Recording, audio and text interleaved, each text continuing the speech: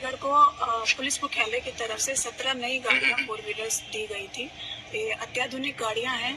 आज 17 गाड़ियों का सभी अधिकारियों कर्मचारियों की उपस्थिति में इसका फ्लैग ऑफ किया गया है। इसके साथ साथ ही टोटल गाड़ियों की संख्या हमारे यहाँ कुल 33 हो गई है। अभी 7 और गाड़ियाँ हैं जो मुख्यालय से आने शेष हैं। तो इन सब गाड़ियों के आने की वजह से जो हमारा रिस्पांस टाइम है वो काफ़ी बेहतर हो गया है। 7 मिनट 48 सेकेंड का रिस्पांस टाइम है, जो काफ़ी अच्छा है। आने वाले समय में इसको हम और बेहतर करेंगे, 7 के नीचे लाने की कोशिश करेंगे। कुल मिला के जनपद की क्राइम कंट्रोल और रिस्पांस टाइम में एक इम्पॉर्टेंट कदम है और इससे आने वाले समय में 112 को और मजबूती मिलेगी।